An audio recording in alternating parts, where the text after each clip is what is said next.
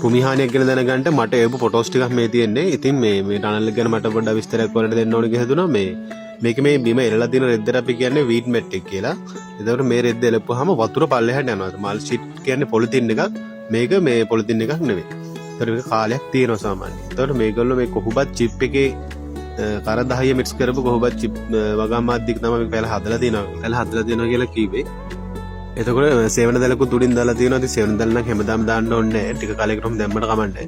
ඊට පස්සේ මිත්‍රෝනි මේගොල්ලෝ නිල් පාට කහ පාට බෝඩ් එලලා තියෙනවා. මේ ඇත්තටම මට මේ නිල් පාට බෝඩ් එල්ලන්න හේතුව තමයි නිල් පාට බෝඩ් එකට තමයි පැලමැක්කෝ එන්නේ.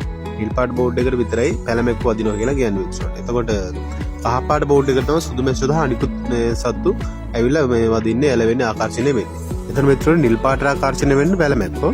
ඊට පස්සේ පැලමැක්කෝ කියන්නේ සමාන වර්ණන්දතාවය දෙන සතෙක් නිසා රතු පාට නෙට් එකක් ගෙහුවොත් පැලමැක්කෝ එන්නේ නැලු එතනින් හරියට සාමාන්‍ය රතු පාට නෙට් ගහනවලු ජපාන් වගේ රටවල වල කියලා අපිට කියනවා. ඉතින් මිත්‍රෝනි මේක තමයි තිබ්බ කෘමි හානිය. මේ තියෙන ඇත්තටම මයිටා වගේ හානිය බලන්න හොඳට මේ පැලමැක්කගේ මයිටා වගේ හානිය වෙන් කරගන්න පුළුවන් මිත්‍රෝනි. දැල්ලේ කොළ වලට මේ හානිය ආවට පස්සේ දැල්ලේ තියෙන ලොකු කොළ ටික පල්ලෙහාට කොටු ගහනවා. ඒකෙන් තමයි වෙනස තේරුම් ගන්න පුළුවන්. නැත්නම් අපිට මේක මේ පැලමැක්කගේ හානිය වගේ පේනවා. බලන්න මිත්‍රෝනි මේකෙන් දැන් මේ දැල්ලේ තියෙන ලොකු කොළ ටික යටට නැමිලා තියෙනවා. යටට කොටු ගහලා තියෙනවා. අන්න ඒකෙන් තමයි මේක මයිටා වගේ හානිය කියලා මේ අඳුර ගන්න පුළුවන්. පැලමැක්කගේ හානිය ආව නම් දැල්ලේ තියෙන ලොකු කොළ ටික උඩට තමයි නැමෙන්නේ. උඩට තමයි කොටු ගහන්නේ.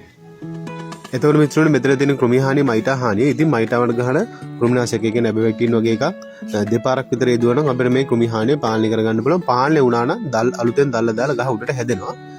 ඉතින් මිත්‍රෝනි අපි කෘමිනාශක යදුවොත් එම් පෙරාශන කාලය කියන එක බලලම අස්වැන්න නෙලන්න ඕනේ. ඒක ඉතාම වැදගත් කාරණයක්.